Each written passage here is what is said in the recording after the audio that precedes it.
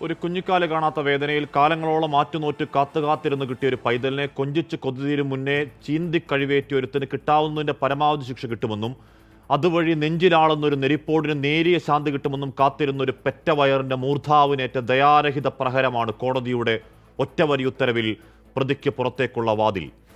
ഓമനക്കുഞ്ഞിനെ പീഡിപ്പിച്ചു കൊന്നൊരു നരാധമൻ തൂങ്ങിയാടേണ്ട കഴിമരത്തിൽ കെട്ടിത്തൂങ്ങി മരിച്ച നീതിയെ കണ്ട പകപ്പുകൂടിയാണ് ചങ്കുപൊടിഞ്ഞ അമ്മയുടെ ആർത്തനാദം. അന്ന് അതൊരു കഴുത്തിൽ ഷാള് കുടുങ്ങി മരിച്ച അപകടമെന്ന് വരുത്താൻ കാണിച്ച ദുഷ്ടവ്യഗ്രതയിൽ തുടങ്ങിയ കൊടിയ വീഴ്ചകൾ അക്കമിട്ട് പറയുന്നുണ്ട് നൈരാശ്യത്തിന്റെ ഒരു വിധിപ്പകർപ്പ്. ഏമാനെത്താൻ വൈകിയത് മുതൽ, ഏറ്റവും പ്രധാനപ്പെട്ട രക്തസാമ്പിൾ ശേഖരിക്കാത്തത് മുതൽ, കാരുണ്യമില്ലാത്ത കൊലപാതകം നടന്ന ആ മുറിയിൽ നിന്ന് തെളിവുകൾ ശേഖരിക്കാത്തത് മുതൽ, കിട്ടിയ തെളിവുകൾ സൂക്ഷിക്കാത്തത് മുതൽ, ശാസ്ത്രീയ തെളിവുകൾ തുള്ളി പോലും ശേഖരിക്കാത്തതടക്കം ആ കേസിനെ കാക്കി എങ്ങനെ കൊന്നു കുലവിളിച്ചുവെന്ന് എണ്ണി എണ്ണി പറയലാണ്. അന്നാലുവ കേസിന്റെ ശിക്ഷാ ദിവസം പോലീസിന്റെ മേനി പറഞ്ഞ മുഖ്യമന്ത്രി പൗരപ്രമുഖരുമായി പ്രാതൽ തിരക്ക് കഴിഞ്ഞെങ്കിൽ ആ വിധി പ്രസ്താവം ഒന്ന് വിശദമായി വായിക്കണം. ഏറ്റവും പ്രധാനപ്പെട്ട ഒരു കേസിൽ അങ്ങേയറ്റം വൈറ്റലായ തെളിവുകളിൽ അത്ര കണ്ട് അമാന്തമെങ്കിൽ അക്ഷരം തെറ്റാതെ വിളിക്കണം അട്ടിമറി. അയ്യോ, പ്രബുദ്ധ കേരളത്തിൽ പോക്സോ കേസിൽ അട്ടിമറിയോ എന്നാണ് അമ്പരപ്പെങ്കിൽ ഓർമ്മയുണ്ട്. കേരളത്തിന്റെ മനസാക്ഷിയുടെ കഴുക്കോലിൽ വാളയാറിൽ തൂങ്ങിയാടി രണ്ട് പെറ്റിക്കോട്ടുകൾ നമ്മുടെയൊക്കെ മുഖത്തെ കിറ്റു വീണ നീതികേടിന്റെ കുരുന്നു ചോര.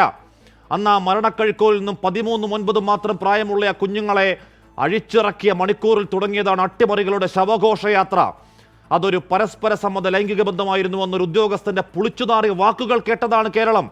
ആ പ്രതികളെ വെറുതെ വിട്ടും തിരിച്ചുപിടിച്ചും അട്ടർലി ഡിസ്കസ്റ്റിംഗ് എന്ന് കോടതി പറഞ്ഞ് CBIക്ക് കൊടുത്തും പരിഹാസ്യമായ വ്യവഹാര വർഷങ്ങളിൽ അട്ടപ്പള്ളത്തെ ഒറ്റമുറി വീടിന് മുന്നിൽ മഴയും വെയിലുമേറ്റ് നീതി കിട്ടാതെ ഇപ്പോഴും കരഞ്ഞു നിൽപ്പാണ് ഗതി കിട്ടാതെ രണ്ട് സഹോദരാത്മാക്കൾ.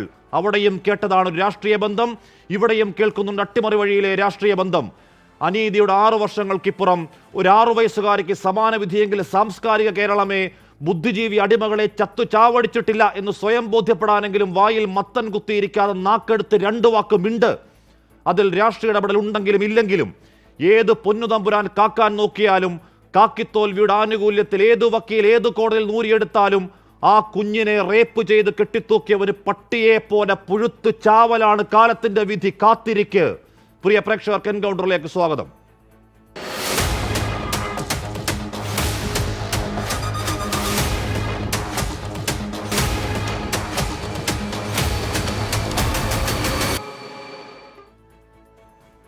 കൊല്ലപ്പെട്ട 6 വയസ്സുകാരുടെ അമ്മയുണ്ട്. Advocate BN Haskar, Shri George Joseph, Shri CR Neelakandan, Shri Dhanyaraman, advocate SK Adithyan, Prathibha Gopash എന്നിവർ ചർച്ചയിൽ ചേരും. ആദ്യം ഞാൻ അമ്മയിലേക്ക് പോകുന്നു. അമ്മയുടെ ആ സമയത്തെ വേദനയിൽ, ധാർമ്മിക രോഷത്തിൽ, സങ്കടത്തിൽ ഹൃദയപൂർവ്വം പങ്കുചേരുകയാണ്, ചേർത്ത് പിടിക്കുകയുമാണ്. നമ്മൾ ഒന്നാകെ ആലോചിക്കേണ്ടത് കുറ്റക്കാരൻ ആരെന്ന് കണ്ടെത്താനും ആ പ്രതിക്ക്, അമ്മയുടെ മകൾ നേരിട്ട കൊടിയ അനീതിക്ക് ശിക്ഷ വാങ്ങിക്കൊടുക്കാനും എന്തു ചെയ്യണമെന്നാണ്.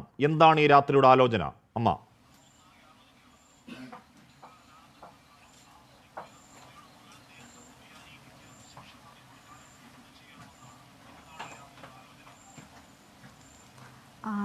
അത് വന്നിട്ട് ഞങ്ങൾ ഇതോടും കൂടി വിടുന്നതല്ല, അപ്പീലിന് പോകും. ഞങ്ങളുടെ കുഞ്ഞിന് അവന് ശിക്ഷ കിട്ടി തന്നെ മതിയാകത്തുള്ളൂ. എൻ്റെ കുഞ്ഞിനെ കൊന്നവന് ശിക്ഷ കിട്ടണം. ഇത് ഞങ്ങളാരും അറിയാത്ത ഒരു വിധിയാണ് ഇവർ പറഞ്ഞേക്കുന്നത്. ഞങ്ങൾ വിശ്വസിക്കാനേ പറ്റാത്ത ഒരു വിധിയാണ്. ഇന്ന് ഞങ്ങൾ അവിടെ പോയി നിന്നിട്ട് ഒരു അത് ജഡ്ജ്മെൻറ്റ് പോലും അവർ വായിച്ചില്ല. അതിനു മുമ്പ് അവനെ പുറത്ത് വിട്ട്. 100% ഇവൻ തന്നെയാണ് എൻ്റെ കുഞ്ഞിനെ കൊന്നത്. ഇവനെ ആദ്യമൊക്കെ ഞങ്ങൾ വിശ്വസിച്ചില്ല. ഞാനൊക്കെ പണിക്ക് പോകുന്ന സമയത്ത് ഇവൻ എൻ്റെ കുഞ്ഞും വെച്ചോണ്ട് അവിടെ ഇരിക്കുക. എന്നിട്ടും ഇവൻ 2-3 ദിവസമായിട്ട് എൻ്റെ കുഞ്ഞിനെ കണ്ടിട്ടില്ലെന്ന് അവൻ പറഞ്ഞത്. അന്നേരം ഞങ്ങൾ പറയുന്ന ഇതൊക്കെ ഞങ്ങൾ ആദ്യമായിട്ട് ഞങ്ങൾ ചോദ്യം ചെയ്യുമ്പോൾ ഇതൊക്കെ വിട്ട് ഞാൻ പറഞ്ഞില്ല. ഇവൻ കുഞ്ഞിനെ വെച്ചുകൊണ്ടിരുന്നതും അവനെ ഞാൻ കണ്ടതൊക്കെ ഒന്നും ഞാൻ പറഞ്ഞില്ല. അവൻ്റെ അച്ഛൻ്റെ ചേട്ടൻ്റെ വൈഫാണ് ഞങ്ങൾ പണിക്ക് പോകുന്ന സമയത്ത് അർജുൻ കുഞ്ഞിന് വെച്ചുകൊണ്ടിരുന്നത് ഞങ്ങൾ കണ്ടത് എന്ന് പറഞ്ഞത്. പക്ഷെ അത് കഴിഞ്ഞിട്ട് അവർ കോടതിയിൽ ചെന്ന് ഞാൻ പറഞ്ഞിട്ടില്ല എന്ന് വാക്കുമൂലം കൊടുത്ത്. തുടങ്ങിയത് മുതൽ എന്തൊക്കെയോ തെളിവുണ്ടെന്ന് പോലീസ് പറഞ്ഞത് അത്രയും പച്ചക്കള്ളമാണ്. നിങ്ങളെ അടക്കം തെറ്റിദ്ധരിപ്പിക്കലായിരുന്നു, കബളിപ്പിക്കലായിരുന്നു. ഒന്നും ഉണ്ടായില്ല.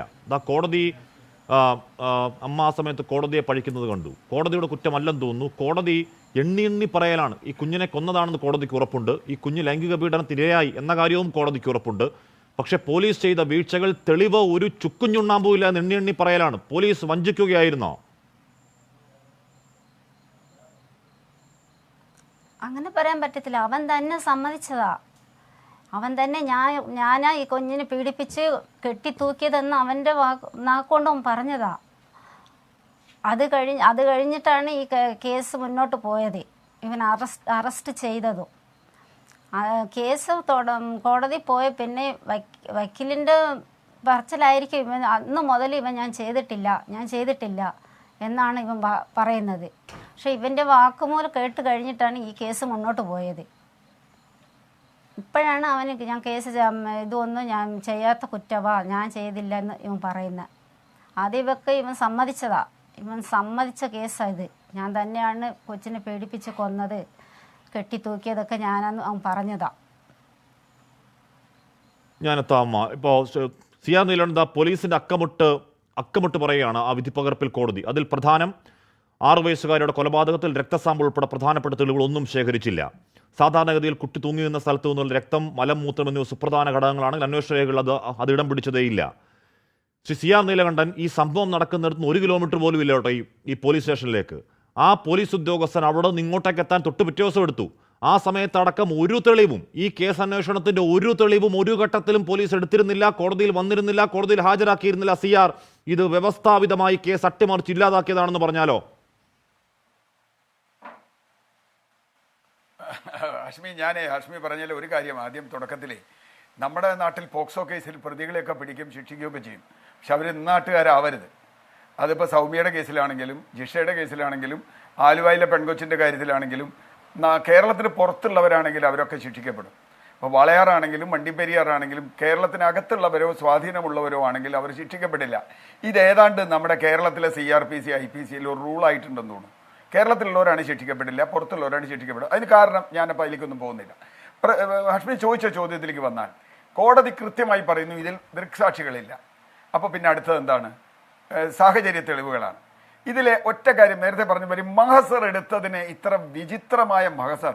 ഹാഷ്മി ചോദിച്ച പോലെ 1 കിലോമീറ്റർ അപ്പുറത്തു നിന്നുള്ള പോലീസ് സ്റ്റേഷനിൽ പോലീസുകാരൻ വരുന്നത് പിറ്റേ ദിവസം വന്നിട്ട് അവിടുന്ന് സാമ്പിൾ ശേഖരിക്കുന്നത് 3-ാം തീയതി എന്ന് പറഞ്ഞാൽ 30-ാം തീയതി സംഭവം നടന്നു, 1-ാം തീയതി പോലീസ് വന്നു, 3-ാം തീയതിയാണ് ബെഡ്ഷീറ്റും അണ്ടർവെയറും അങ്ങനെ കത്തിയൊക്കെ എടുക്കുന്നത് എന്ന് പറഞ്ഞ 7-ാം തീയതിയാണ് കോടതിയിൽ ഹാജരാക്കുന്നത്.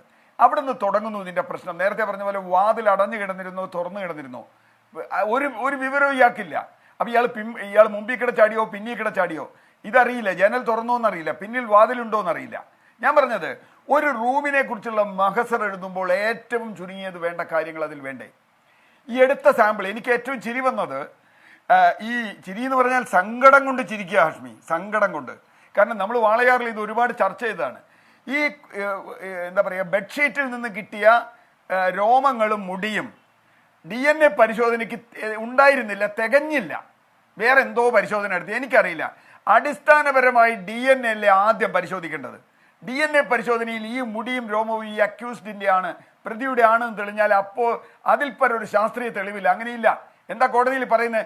സിമിലർ ആണ്. എന്തായി പറയുന്നത്? എൻ്റെ മുടിയും ഹാഷ്മിയുടെ മുടിയും വേറൊരാളുടെ മുടിയും സിമിലർ ആണെന്ന് പറയുന്നതിൽ എന്താ അർത്ഥമുള്ളത്? എന്താ സിമിലർ? ഫിംഗർ പ്രിന്റ് പ്രധാനമല്ലേ? ഫിംഗർ പ്രിന്റ് ശേഖരിച്ചില്ല, ആ ദിവസം അടുത്ത ദിവസവും ശേഖരിച്ചില്ല എന്ന് പറഞ്ഞാൽ ചാൻസ് ഫിംഗർ പ്രിന്റ് കിട്ടാൻ സാധ്യതയില്ല എന്ന് പറഞ്ഞത്രേ ഏതോ വിദഗ്ധർ. ആലോചിച്ച് നോക്കൂ. ചാൻസും ഇല്ല. അതെന്നെയാ പറഞ്ഞേ, ഫിംഗർ പ്രിന്റ് ഇല്ല. ഈ പറഞ്ഞതുപോലെ ഇവന്റെ നഖത്തിന്റെ മാർക്ക് അതിലുണ്ടോ എന്ന് സംശയം ഇല്ല, തെളിയിച്ചിട്ടില്ല. ഞാൻ എന്താ പറഞ്ഞു, സ്പേമിന്റെ ഒരു DNA പരിശോധന നടത്തിയിട്ടില്ല. എന്തടിസ്ഥാനത്തിലാണ് ഈ പറയുന്നത്? ഇതൊന്നും ശേഖരിച്ചില്ല പോലീസ് ശേഖരിച്ചില്ല എന്ന് മാത്രമല്ല, ആദ്യ ദിവസം പോലീസ് പറയുന്നത് ഇത് ചിലപ്പോൾ തൂങ്ങി മരിച്ചതാവുന്നൊക്കെ ആളുകൾ പറയുന്നുണ്ട്, അതുകൊണ്ട് കുഴപ്പമില്ല. പിന്നെ ഒരു CIക്ക് തോന്നുന്നു അങ്ങനെ. ഹാഷ്മി, എനിക്ക് പറയാനുള്ളത് എന്താ വെച്ചാൽ ഇതിലെ കേസിലെ മറ്റ് ഡീറ്റെയിൽസിലേക്കൊക്കെ ഇവിടെ പലരും പറയും, അതിലേക്ക് ഞാൻ പോകുന്നില്ല. ഞാൻ ഒരുപാടുണ്ട്. ഇപ്പോൾ മൊബൈൽ ഫോൺ പരിശോധിച്ചതുമായി ബന്ധപ്പെട്ടുള്ള വളരെ വിചിത്രമാണ് മൊബൈൽ ഫോണിന്റെ പരിശോധനയൊക്കെ. അതൊക്കെ പോട്ടെ, ഇയാൾ ആരോടൊക്കെയോ പറഞ്ഞത് കേട്ടിട്ടൊക്കെയാണ്. പാവം അമ്മയൊക്കെ വിശ്വസിക്കുന്നത് ഇവൻ ആരോടോ പറഞ്ഞു എന്നൊക്കെയുള്ള പോലീസിന്റെ മൊഴിയാണ്. അതൊന്നും കോടതിയിൽ നിൽക്കൂല. പക്ഷെ എനിക്ക് പറയാനുള്ളത്, ഇപ്പൊ ഇതിന് ശേഷം ആളുകളൊക്കെ പറയും, ഇപ്പോൾ നമ്മുടെ മുഖ്യമന്ത്രി ഉറപ്പ് കൊടുത്താണ് വാളയാർ കേസിൽ, ഹാഷ്മിക്ക് ഓർമ്മയുണ്ടാവും, അസംബ്ലിയിൽ ഷാഫി പറമ്പിലിന്റെ ചോദ്യത്തിന് സ്പെഷ്യൽ ഇൻവെസ്റ്റിഗേറ്റീവ് ഓഫീസറെ വെച്ചു. സോജൻ നേരത്തെ മെൻഷൻ ചെയ്താൽ ഒരു ടീം, ചാക്കോ ഇത് ആദ്യം അന്വേഷിച്ചാൽ അവരൊക്കെ ഇപ്പൊ എവിടെയാന്ന് ആരെങ്കിലും ഒന്ന് അന്വേഷിച്ചോ? സോജന് പ്രൊമോഷൻ കിട്ടി SP ആയി IPS കൊടുക്കാൻ കാത്തു നിൽക്കുകയാണ്. പലരും തടസ്സപ്പെട്ടതുകൊണ്ട്. ചാക്കോ ഇപ്പൊ സർവീസിൽ പ്രൊമോഷൻ കിട്ടി വേറെ സ്ഥലത്ത് CA ആണ്.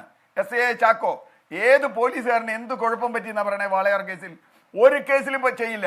ഒരു എന്താണ് ഈ പറഞ്ഞ 9 വയസ്സ് കുഞ്ഞ് അല്ലെ 9 വയസ്സുകാരി കുഞ്ഞ് പരസ്പര സമ്മതപ്രകാരം ലൈംഗികബന്ധം മര്യാദയുടെ പറഞ്ഞ ഉദ്യോഗസ്ഥ കൂട്ടത്തിലുണ്ട്. സിആർ മര്യാദയുടെ പറഞ്ഞ ഉദ്യോഗസ്ഥരുടെ കൂട്ടത്തിലുണ്ട്. ആ ഉദ്യോഗസ്ഥൻ ഇപ്പോഴും സർവീസിലുണ്ട്. അയാൾ സർവീസിലുണ്ട്. SP ആണ്. അന്ന് DYSP ആയിരുന്നു, ഇപ്പൊ SP ആയി. മുഖ്യമന്ത്രി നേരിട്ട് നിയമിച്ച സ്പെഷ്യൽ ഇൻവെസ്റ്റിഗേഷൻ ടീമിന്റെ ഹെഡാണ് ഈ സോജൻ എന്ന് പറയുന്നത്. അദ്ദേഹത്തിന് IPS കൊടുക്കാനുള്ള ശ്രമം നടക്കണേ. അതിപ്പോ കോടതി തടഞ്ഞുകൊണ്ട് തൽക്കാലം നിൽക്കുക എന്ന് പറഞ്ഞാൽ നമ്മുടെ നാട്ടിൽ ഇങ്ങനെ സ്വാധീനമുള്ള ആളുകൾ. എന്നിട്ട് ആ പ്രതിയുടെ വക്കീൽ പറഞ്ഞു കേട്ടോ, ഇയാൾ DYFI കാരനാണെന്നാണ് കുറ്റം. DYFI നേതാവാണെന്നാണോ കുറ്റം? DYFI നേതാവാണെന്ന് കുറ്റമല്ലല്ലോ, അവിടെയല്ലേ കളി. അപ്പൊ ഞാൻ പറയുന്നത് പാർട്ടി അട്ടിമറിച്ചു, വേറെ ആരും അട്ടിമറിച്ചു എന്നല്ല.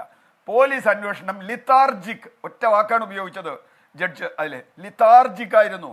ഒരു കാര്യവും സാഹചര്യ തെളിവുകളുടെ ഒരു ശേഖരണവും നടത്തിയിട്ടില്ല. ഞാൻ പറഞ്ഞ റൂം വാതില് അടഞ്ഞിരുന്നോ തുറന്നിരുന്നോ എന്ന് അറിയില്ല. ഒരു കുറ്റകൃത്യം നടന്ന പൂജ മുറിയുടെ അത് അടഞ്ഞിരുന്നോ തുറന്നിരുന്നോ എന്ന് പിന്നെയാണ് അന്വേഷിച്ചത്. പ്രതി പറഞ്ഞതിന് ശേഷം ഇയാളത് മാറ്റുക. എന്താർത്ഥം? മഹസറിൽ ഒരു കാര്യം എഴുതുക, പ്രതി പറയുമ്പോൾ വേറൊന്ന് മാറ്റുക. അതിനെ പറ്റി പ്രതിയുടെ മൊഴിക്ക് എന്തെങ്കിലും വിലയുണ്ടോ? 161 സ്റ്റേറ്റ്മെന്റിന്, കൺഫെഷൻ സ്റ്റേറ്റ്മെന്റിന് എന്തെങ്കിലും വിലയുണ്ടോ? ഇപ്പോ മാത്രമല്ല, നേരത്തെ അമ്മ പറഞ്ഞതുപോലെ ഇയാൾ കുറ്റം സമ്മതിച്ചതാണ്. ആ ദൃശ്യങ്ങളൊന്ന് കാണിക്കൂ. തെളിവെടുപ്പിന് പോലീസ് കൊണ്ടുപോയതാണ് വലിയ പോലീസ് സുരക്ഷയിൽ. ആ ദൃശ്യങ്ങളൊന്ന് കാണിക്കൂ എന്ന് പറഞ്ഞാൽ ഏത് രീതിയിലാണ് ഇതിനുള്ളിലേക്ക് കടന്നതെന്നും അതിൽ നിന്ന് പുറത്തേക്ക് ഇറങ്ങിയെന്നും ഒക്കെ പോലീസ് കണ്ട് ബോധ്യപ്പെട്ട് കൊടുത്തതാണ്. ശ്രീ ജോർജ് ജോസഫ്, അങ്ങനെ ആ പ്രതി കുറ്റം സമ്മതിക്കുകയും കുറ്റം ചെയ്ത രീതി എങ്ങനെയാണ് അതിനകത്തേക്ക് കടന്ന് എങ്ങനെയാണ് പുറത്തേക്ക് കടന്ന് എന്ന് അടക്കം ഇയാൾ ഡെമോ കാണിച്ചു കൊടുത്താണ് തെളിവെടുപ്പ് സമയത്ത്. അത് മാധ്യമങ്ങളിലൂടെ കേരളം മൊത്തം കണ്ടതാണ്. എന്നിട്ടും ഒരാൾ എന്താണ് പൊടിയും തട്ടി കുറ്റക്കാരനല്ല എന്ന വിധിപ്രസ്താവം വാങ്ങി പുറത്തേക്ക് പോകണമെങ്കിൽ പോലീസ് ഒരു ചുക്കും ചെയ്തിട്ടില്ല അന്വേഷണത്തിൽ എന്നല്ലേ ജോർജ് ജോസഫ്?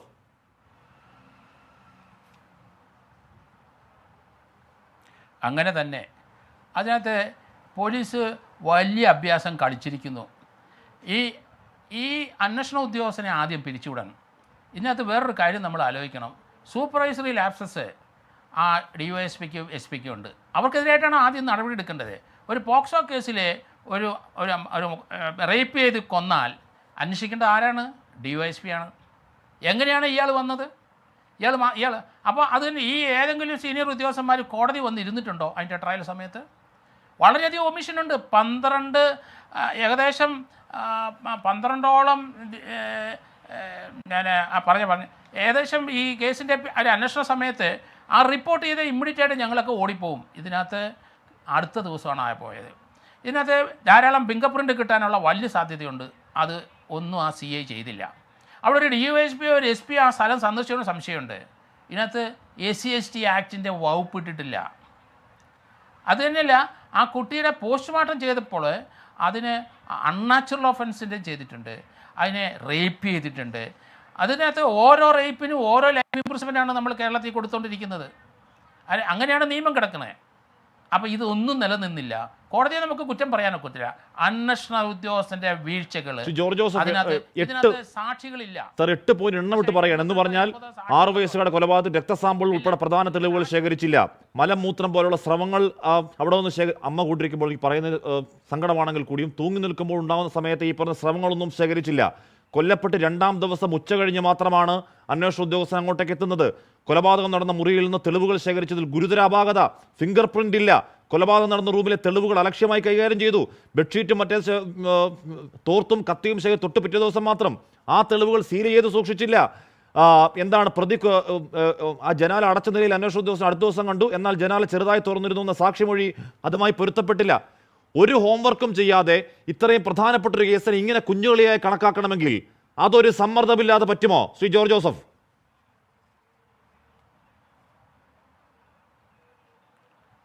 അത് എന്തോ ആയിക്കോട്ടെ, നമുക്ക് ഇയാൾക്ക് ഒരു ABC പോലും അറിയത്തില്ല ഒരു അന്വേഷണ ഉദ്യോഗസ്ഥന്. അതാണ് ഇതിൻ്റെ സംഭവിച്ചിരിക്കുന്നത്. ഇതൊരു സർക്കംസ്റ്റാൻഷ്യൽ എവിഡൻസിൽ ബിൽഡ് ചെയ്യേണ്ട കേസല്ലേ ഇത്. അതല്ലേ എവിഡൻസ് എടുക്കണ്ടേ? അതെടുക്കാൻ ഇയാൾക്ക് അറിയാമോ? സർക്കംസ്റ്റാൻഷ്യൽ എവിഡൻസ് ഉണ്ടെങ്കിൽ ഫിംഗർ പ്രിൻ്റ് നോക്കേണ്ടി വരും. ആ ബെഡിൽ അല്ല എവിടെയെങ്കിലും ഹെയറോ അങ്ങനെ രോമകോ എന്തെങ്കിലും കിടന്നിട്ടുണ്ടെങ്കിൽ അത് ഒരു ചെറിയ കഷ്ണം മതി. DNA അത് ചെയ്യണ്ടേ? ആ കുട്ടിയുടെ ആ ഡ്രസ്സ്, ആ ഡ്രസ്സിൽ സലൈവ അല്ലെങ്കിൽ അതുപോലെ ജെംസ് എന്തെങ്കിലുമൊക്കെ കാണും, അതെടുക്കണ്ടേ? അത് DNA കമ്പയർ ചെയ്യണ്ടേ? ഇയാളുടെ ബ്ലഡ് സാമ്പിൾ എടുക്കണ്ടേ DNAക്ക്? കംപ്ലീറ്റ് ആയിട്ട് ഒരു കേസ് അന്വേഷിക്കാൻ അറിയാത്ത ഒരാളാണ് ഈ CA എന്ന് ബേസിക്ക് പോലും അറിയത്തില്ല. അതുകൊണ്ടാണ് അയാളെ പിടിച്ചുവിടണമെന്ന് പറഞ്ഞത്. അയാളെ മാത്രമല്ല, ഈ കേസിൻ്റെ സമയത്ത് ഇവിടെയുള്ള മർഡർ കേസുകളിലും അതുപോലെ ഈ പോക്സോ കേസുകളിലൊക്കെ ആ കേസിൻ്റെ ട്രയൽ സമയത്ത് അന്വേഷണ ഉദ്യോഗസ്ഥൻ എല്ലാ ദിവസവും കോടതിയിലുണ്ടായിരിക്കണം. അവരുടെ സൂപ്പർവൈസറി ഓഫീസർ, DYSP SP കോടതി സന്ദർശിക്കണം. ഞാൻ തിരുവനന്തപുരത്ത് ഒരു കേസിനകത്ത് ഇവിടുത്തെ ഒരു ജഗതി കേസിനകത്ത്, ആ കേസിനകത്ത് അന്നത്തെ ADGP ആയിരുന്ന അദ്ദേഹം കോടതി എല്ലാ ദിവസവും വന്നിരുന്നു. അതാണ് ഒരു ഉദ്യോഗസ്ഥൻ്റെ ചുമതല. പച്ചക്കള്ളം പറഞ്ഞു, മാധ്യമങ്ങളോട് പച്ചക്കള്ളം പറഞ്ഞു. എന്നിട്ട് ഈ മഹാനുണ്ടല്ലോ എന്ന് പറഞ്ഞാൽ ഈ സംഭവം നടന്ന ആ വീട്ടിലേക്ക് പോലീസ് സ്റ്റേഷൻ 1 കിലോമീറ്റർ മാത്രം അകലെ, അങ്ങോട്ടേക്ക് എത്താൻ വൈകിയ മഹാൻ താൻ പറഞ്ഞിട്ടാണത്രേ പോസ്റ്റ്മോർട്ടം നടത്താൻ മുന്നോട്ടേക്ക് പോയത് എന്ന് അവിടെയൊക്കെ അടിച്ചിറക്കി. എന്നിട്ട് എന്തോ എല്ലാ തെളിവുകളും ഫുൾ പ്രൂഫാണെന്ന് ഈ പാവം അമ്മയെ മാധ്യമങ്ങളെ ഒന്നാകെ പറഞ്ഞു പറ്റിച്ചു എന്ന് പറഞ്ഞാൽ ഈ പെൺകുട്ടിയുടെ നഖത്തിനിടയിൽ നിന്നും ഇയാളുടെ അടിവസ്ത്രത്തിൻ്റെയും വസ്ത്രത്തിൻ്റെയും നാരുകൾ കിട്ടി, DNA കിട്ടി എന്നൊക്കെ പറഞ്ഞു പറ്റിച്ചു. ഒരു ചുക്കും കോടതിയിലേക്ക് പോയില്ല, ഒന്നും കോടതിയിലേക്ക് പോയില്ല. ശ്രീമതി ധന്യാരാമൻ, ഇവിടെ കോടതി പറയുകയാണ് ഈ കുട്ടിയെ കൊന്നതാണ്. ഇവിടെ കോടതി പറയുകയാണ് ഈ കുട്ടി ലൈംഗിക പീഡനത്തിന് ഇരയായി. പക്ഷേ പ്രതിയെ ശിക്ഷിക്കാതിരിക്കാനുള്ള കാരണം എന്താണ്? പോലീസ് ഒന്നും കൊണ്ട് കൊടുത്തില്ല. പോലീസ് അടിമുടി, തുടക്കം മുതൽ അടിമുടി അതിൽ ഗുരുതരമായ അലംഭാവം കാണിച്ചു. എങ്ങനെയാണ്? വാളയാറിൽ കണ്ട അതേ അലംഭാവം. ഒന്നുകിൽ ഒരു അട്ടിമറിക്കാൻ ഒരാളുണ്ട്, അല്ലെങ്കിൽ ലായത്തിൽ കഴിയുന്നവരാണ്, പാവങ്ങളാണ്, ചോദിക്കാനും പറയാനും ആരുമില്ലാത്തവരാണ്, എന്തു കാണിച്ചാലും ഒരുത്തരും ചോദിക്കാൻ വരില്ല എന്ന ധാർഷ്ട്യമാണ്, അഹങ്കാരമാണ്. ധന്യ, ഈ അടുത്ത കാലത്തൊന്നും ഒരു ദളിത് ബാക്ക്ഗ്രൗണ്ടിൽ SC ST ബാക്ക്ഗ്രൗണ്ടിലുള്ള കേസോ അല്ലെങ്കിൽ വളരെ സാമ്പത്തികം കുറഞ്ഞ ആൾക്കാരുടെ കേസോ ശിക്ഷിച്ചതായിട്ട് കണ്ടിട്ടില്ല, നേരെ മര്യാദയ്ക്ക് ശിക്ഷിച്ചതായിട്ട് കണ്ടിട്ടില്ല. ഈ SHO വിചാരിച്ച് കാണും ഈ വണ്ടിപ്പെരിയാർ പോലെയുള്ളൊരു സ്ഥലം, ലയം, വലിയ സാമൂഹ്യ പരിഷ്കാരം ഇല്ലാത്തൊരിടം, അപ്പോൾ ഒരു മാധ്യമങ്ങളവിടെ എത്തൂല, ഈ വാർത്തയൊന്നും പുറത്തറിയില്ല എന്നുള്ളൊരു ധാരണയിലാണ് ആ SHOയും പോലീസുകാരും ഇത്രയ്ക്കും അലംഭാവമായിട്ട് ഒരു എവിഡൻസ് പോലും കളക്ട് ചെയ്യാൻ പറ്റാത്ത രീതിയിൽ ഈ കേസിനെ കൊണ്ടുപോയി തൊലച്ച് കളഞ്ഞത്. ഒന്നും അല്ലാതാക്കി കളഞ്ഞു. പ്രോസിക്യൂഷൻ അവിടെ നിൽക്കട്ടെ, പോലീസിനെ നമുക്ക് ആദ്യം എടുക്കാം. അറ്റ്ലീസ്റ്റ് ആ ഒരു ചെറിയ ഡിസ്റ്റൻസിൽ ഉള്ള പോലീസ് ഓഫീസർ എവിഡൻസ് കളക്ട് ചെയ്യാൻ വരുന്നത് പിന്നീട് 3 ദിവസം കഴിഞ്ഞിട്ടാണ്. അവിടെ എന്ത് ബാക്കിയുണ്ടാവും? ഇപ്പോൾ കഴിഞ്ഞ ദിവസം കുത്തിയതോട് ഒരു കേസിൽ ശിക്ഷിച്ചിരുന്നു ആലപ്പുഴ ജില്ലയിൽ. 95 വർഷമാണ് 5 വയസ്സുള്ള കുഞ്ഞിനെ റേപ്പ് ചെയ്തതിന് 95 വർഷമാണ് ശിക്ഷിച്ചത്. അതിൽ 29 സാക്ഷികളും 32 എവിഡൻസ് ഉണ്ടായിരുന്നു. അത്രയും എവിഡൻസ് പോലീസിന് അവിടെ കളക്ട് ചെയ്യാൻ പറ്റി. ഇവിടെ ഒരു എവിഡൻസ് അവർ കളക്ട് ചെയ്തതിൽ അലംഭാവം, തികഞ്ഞ അലംഭാവം. സിസ്റ്റമാറ്റിക്കായി കേസിനെ കൊന്നുകളയാൻ എന്താണ് ഡീറ്റെയിൽ ആയി റിസർച്ച് ചെയ്ത ആളുകളുണ്ടെന്നേ നമ്മൾ വാളയാറിൽ കണ്ടു സമാന സംഭവം. ഇപ്പൊ പാവം ഈ അമ്മ ഇരിക്കുന്ന അമ്മ ആശ്വസിക്കണം. അപ്പീൽ പോകുന്നു പറയുകയാണ്. അപ്പീൽ പോയിട്ട് എന്ത് ചെയ്യാനാണ്? ബേസിക് ആയിട്ടുള്ള തെളിയിക്കേണ്ട ഒരു തെളിവ് ശേഖരിക്കാതെ അപ്പീൽ പോയിട്ട് എന്ത് ചെയ്യാനാണ് ധന്യ? അതെ, ഒരു വിഭാഗം പോലീസുകാർ നന്നായിട്ട് ജോലി ചെയ്യും, ഒട്ടും ജോലി ചെയ്യത്തില്ല, കിഴങ്ങന്മാരാണ് മേലുദ്യോഗസ്ഥർക്ക് അറിയാവുന്ന SHOമാരെ പോലും ഇത്തരം സീറ്റുകളിൽ കൊണ്ടേ ഇരുത്തി ഇവന്മാരൊന്നും ഒരു പണിയും എടുക്കാത്ത ആ ഒരു വിഭാഗം ഉദ്യോഗസ്ഥരാണ് ഞങ്ങൾക്കൊക്കെ വലിയ ദുരന്തവും സാമൂഹ്യ ബാധ്യതയുമായി മാറുന്നത്. ഇപ്പം എത്ര നമ്മൾ ചർച്ച ചെയ്തു, മധുവിൻ്റെ കേസ് ചർച്ച ചെയ്തു, അട്രോസിറ്റി പോലും നേരെ മര്യാദ കിട്ടില്ല. ഈ കുഞ്ഞിൻ്റെ കേസിൽ ആ ലയങ്ങളിൽ പാർക്കുന്നവർ ദളിത് കുടുംബങ്ങളാണ്, അവിടെയുള്ളത് പട്ടികജാതി കുടുംബങ്ങളാണ്, ഹിന്ദു പട്ടികജാതി സർട്ടിഫിക്കറ്റ് കിട്ടുന്നവരാണെന്ന് അറിഞ്ഞിട്ട് അതിൻ്റെ ഒരു അട്രോസിറ്റി കേസ് പോലും റേപ്പ് പ്ലസ് മർഡർ ആണെന്ന് ഓർക്കണം. അതിൻ്റെ ഒരു സെക്ഷൻ പോലും അവിടെ കണ്ടില്ല. പോക്സോ പ്ലസ് മർഡർ ആണ്, അട്രോസിറ്റി, പോക്സോ, മർഡർ, മൂന്ന് കുറ്റങ്ങളാണ് അവിടെ ഉള്ളത്. അപ്പോൾ എന്ത് പോലീസാണ് അവിടെ ഇരിക്കുന്നത്? ഒരു DNA ടെസ്റ്റ് നടത്തിയിട്ടില്ല. ഞാൻ ചരിത്രത്തിൽ ആദ്യമായിട്ടാണ് ഞാൻ കേൾക്കുന്നത് ഒരു DNA ടെസ്റ്റ് നടത്താത്ത പോലീസ്. ഇത് എന്ത് പോലീസാണ്? ഇങ്ങനെയൊക്കെ ആയാൽ ശരിയാവുമോ? ഇപ്പം ഇത് പോലീസുകാർ വിചാരിച്ചിട്ടുണ്ടാവും ഇത് ദളിത് ബാക്ക്ഗ്രൗണ്ട് ആണ്, ലയോ ആണ്, ചേരിയാണ്, കോളനിയാണ്, പുറമ്പോക്കിടമാണ്, ഇവർക്കൊക്കെ ഇങ്ങനെ മതി എന്ന് ഒരു ഉദ്യോഗസ്ഥനാണ് എന്ന് പറഞ്ഞാൽ ചോദിക്കാനും പറയാനും ആരുമില്ലാത്ത പാവങ്ങളാണ്. എന്തെങ്കിലുമൊക്കെ പോയി നാട്ടുഭാഷയെ പറയല്ലേ, അങ്ങനെ ആവട്ടെ എന്ന് വിചാരിച്ചു പോലീസ്. അതേ ഉണ്ടായുള്ളൂ. ആരും നോക്കാനും പോയില്ല, കരയാനും പോയില്ല. ധന്യ. പക്ഷേ ഇത് നേരെ മറിച്ചായി മാധ്യമങ്ങൾ ഇടപെട്ടു. ഈ വിഷയം പുറത്തേക്ക് അറിഞ്ഞപ്പോൾ പിന്നെ ഇവര് നിക്കക്കള്ളിയില്ലാതെയാണ് പിന്നെ എവിഡൻസിന് വേണ്ടി അവിടെ പോയത്. പക്ഷേ ആ അമ്മയെ കൂടി അവർ പറ്റിച്ചു കളഞ്ഞു. അമ്മ ഇപ്പം എന്താ പറഞ്ഞത്? പോലീസുകാർ നന്നായിട്ട് അവരെ തെറ്റിദ്ധരിപ്പിച്ചതാണ്, എവിഡൻസ് കളക്ട് ചെയ്തെന്നൊക്കെ പറഞ്ഞ് തെറ്റിദ്ധരിപ്പിച്ചതാണ് അമ്മ നിങ്ങളെ. എനിക്ക് സത്യത്തിൽ വിഷമമുണ്ട്. 14 വർഷം കാത്തിരുന്ന് കിട്ടിയ ഒരു കുഞ്ഞാണ് അത്രേ. എനിക്ക് സങ്കടമുണ്ട്. എനിക്ക് നമ്മൾ എത്രയോ കേസുകൾ ഇവിടെ കാണുന്നത്, എത്രയായാലും ഈ ഒരു സിസ്റ്റം ഇത് പഠിക്കത്തില്ല. കൃത്യമായിട്ട് ശിക്ഷ മേടിച്ച് 2013 തൊട്ട് പോക്സോ കേസുകൾ രജിസ്റ്റർ ചെയ്യാൻ തുടങ്ങി. നിങ്ങളൊന്ന് ഓർക്കണേ, ഇവിടുത്തെ ഏറ്റവും വലിയ കാശുകാരനും സാമ്പത്തിക സാമുദായിക പ്രിവിലേജ് അനുഭവിക്കുന്ന ഏതെങ്കിലും ഒരുത്തൻ ഈ അടുത്ത കാലത്ത് അങ്ങനെ ശിക്ഷിക്കപ്പെട്ടതായിട്ട് നിങ്ങൾ കണ്ടിട്ടുണ്ടോ? ഈ അടുത്ത കാലത്ത് ഈ ഒരു 2013, 14, 15 ഞങ്ങൾ ഇടപെട്ട കേസുകളൊക്കെ ഉണ്ട്. കേരള കോൺഗ്രസ് ബിന്റെ ഒരു വലിയ നേതാവാണ് അഗസ്ത്യർ വനത്തിലെ 3 കുട്ടികളെ റേപ്പ് ചെയ്തത്. ഇത്രയും 2015 സംഭവമാണ്. സംഭവം 8 കൊല്ലം കഴിഞ്ഞിട്ടും കോടതി ഇന്ന് വരെ വിചാരണയ്ക്ക് പോലും വിളിച്ചില്ല. വയനാട്ടിലാണ് 15 വയസ്സുള്ള ആദിവാസി കുഞ്ഞിനെ ഒരു കോൺഗ്രസിന്റെ സ്റ്റേറ്റ് കമ്മിറ്റി അംഗം അതിക്രൂരമായിട്ട് റേപ്പ് ചെയ്തിട്ട് അവരും അവിടുത്തെ ഏറ്റവും വലിയ ഏക്കറണക്കിന് ഭൂമിയും അത്രയും ആസ്തിയുള്ള ആൾക്കാരാണ്. വലിയ ആൾക്കാരൊന്നും ഒരു കേസിലും ശിക്ഷിക്കപ്പെടില്ല. നേരത്തെ ആരോ പറഞ്ഞ പോലെ അന്യസംസ്ഥാന തൊഴിലാളികളും പാവപ്പെട്ട ആൾക്കാരും കുറ്റകൃത്യം ചെയ്യുമ്പോൾ മാത്രം പെട്ടെന്ന് ഉണരുന്ന ഒരു ഉണർച്ച, അതാണ് ഇവിടെ ഇപ്പോൾ ഉള്ളത്. അല്ലാതെ നീതി കിട്ടുന്നുണ്ട്, കോടതിയിൽ എത്തുന്ന ഒരു കേസുകളും നേരെ ചൊവ്വേ ശിക്ഷ കിട്ടി പോകുന്നില്ല. നമ്മൾ പച്ചയ്ക്ക് കണ്ടതല്ലേ മധുവിന്റെ കേസിന് നമ്മൾ എത്ര ഡിസ്കസ് ചെയ്തിട്ട് അവസാനം ഒരു അട്രോസിറ്റിന്റെ ശിക്ഷ പോലും 4 മണിക്കൂർ കസ്റ്റഡിയിൽ വെച്ച് മധുവിനെ കൊന്നിട്ട് ഒരു അട്രോസിറ്റിന്റെ ഒരു ശിക്ഷ പോലും വാങ്ങിക്കൊടുക്കാൻ പറ്റാത്ത പോലീസും പറ്റാത്ത കോടതിയുമാണ് ഇവിടെ, പ്രോസിക്യൂഷനുമാണ് ഇവിടെ ഉള്ളത്. പിന്നെയാണ് ഇനി ഞങ്ങൾ പ്രതീക്ഷിക്കേണ്ടത്. തന്നെയാ പറഞ്ഞൊക്കെ 100% ശരിയുമാണ് കേട്ടോ. ഞാൻ അങ്ങയിലേക്ക് എത്താം. ബി എൻ അസ്കർ, ഇവിടെ ആ റൂമിൽ ഒരു അലമാരയുണ്ട്. ആ അലമാരയിൽ നിന്നാണ് ഷാൾ എടുത്ത് ഈ പറയുന്ന പ്രതി കഴുത്തി ഞെക്കി കൊന്നത് എന്ന് പറഞ്ഞാൽ ആ അലമാര തുറന്നു നോക്കാനോ അതിലെ വസ്ത്രങ്ങൾ പരിശോധിക്കാനോ അതിലെന്തെങ്കിലും ഫിംഗർ പ്രിന്റ് ഉണ്ടോ എന്ന് നോക്കുക എന്നുള്ളത് ബേസിക്കായി ഏത് പോലീസ് ഉദ്യോഗസ്ഥനും ഏത് പോലീസുകാരനും തോന്നുന്നു ഒരാശയമല്ലേ? നോക്കണം തോന്നുന്നതല്ലേ? പ്രത്യേകിച്ച് ഇത്തരം ദൃക്സാക്ഷികളില്ലാത്ത കേസിൽ ഒന്നും നോക്കിയില്ല. ആ കേസിനെ എന്നേക്കുമായി ആരുടെ മണ്ണിൽ കുഴിച്ചു മൂടിയ പോലീസ് ഉദ്യോഗസ്ഥൻ ഇനി സർവീസിൽ തുടരാൻ അർഹനാണോ ശ്രീ ഹസ്കർ? ഹഷ്മി, ഞാൻ ഈ വിധിന്യായം കേട്ടപ്പോൾ സ്വാഭാവികമായും അതീവ രോക്ഷത്തോടെയും അതുപോലെ ഞെട്ടലോടും കൂടി തന്നെയാണ് ഇത് കേട്ടത്. അപ്പോൾ അങ്ങ് കരുതും നമ്മുടെ നീതിന്യായ സംവിധാനത്തിൻ്റെ അടിസ്ഥാന പ്രമാണം എന്ന് പറയുന്നത് 1000 കുറ്റവാളികൾ രക്ഷപ്പെട്ടാലും ഒരു നിരപരാധി പോലും ശിക്ഷിക്കപ്പെടരുത് എന്നുള്ളതാണ്. നാം 2 തരത്തിൽ ഇക്കാര്യത്തെ സമീപിക്കണം. ലഭിച്ച തെളിവുകളുടെ അഭാവം കൊണ്ടൊരു പ്രതി രക്ഷപ്പെട്ടു പോയി അല്ലെങ്കിൽ കുറ്റവിമോചിതനായി എന്നുള്ളതാണ് ഒന്നാമത്തെ പ്രശ്നമെങ്കിൽ നമുക്ക് ആ രീതിയിൽ അതിനെ സമീപിക്കാം. 2, നിരപരാധിയായിട്ടുള്ള ഒരാളെ കുറ്റാരോപിതനായി കോടതിയിൽ 2.5 കൊല്ലത്തിൽ അകം 2.5 കൊല്ലത്തോളം ആ പ്രതിസ്ഥാനത്ത് നിർത്തി ആ ജയിലിൽ അടച്ചിട്ടുണ്ട് എങ്കിൽ സമൂഹം ചെയ്ത അക്ഷന്തവ്യമായ അപരാധമായി നാം അതിനെ കാണുകയും വേണം. ഇവിടെ നമുക്കറിയാം തെളിവ് നിയമത്തിന്റെ അടിസ്ഥാനത്തിലാണ് കോടതികൾ തെളിവുകളെ സംബന്ധിച്ച് സമീപിക്കുന്നത്. അദൃശ്യ ശക്തികൾ ഇറങ്ങി കുഞ്ഞിനെ പീഡിപ്പിച്ചു കൊന്നതല്ല. സാഹചര്യ തെളിവുകൾ ആകാശത്തു അദൃശ്യ ശക്തികൾ ഇറങ്ങി വന്ന് കുഞ്ഞിനെ പീഡിപ്പിച്ച് കൊന്നു കെട്ടിത്തൂക്കിയതല്ല. അവിടെ ഒരു വ്യക്തിയുണ്ട്, കൊന്നതാണെന്ന് കോടതി പറയുന്നുണ്ട്, ലൈംഗിക പീഡനം നടന്നതാണെന്ന് കോടതി പറയുന്നുണ്ട്. എന്തുകൊണ്ട് ഈ പ്രതിയെ ശിക്ഷിക്കാൻ കഴിയുന്നില്ല എന്നുള്ളതിന് അക്കമിട്ട് പോലീസ് വീഴ്ചകൾ എണ്ണി പറയുകയാണെന്നേ കോടതി. ഹസ്കർ, അങ്ങ് അതിന്റെ 2 വശം പരിശോധിക്കല്ലേ ഈ രാത്രിയെങ്കിലും?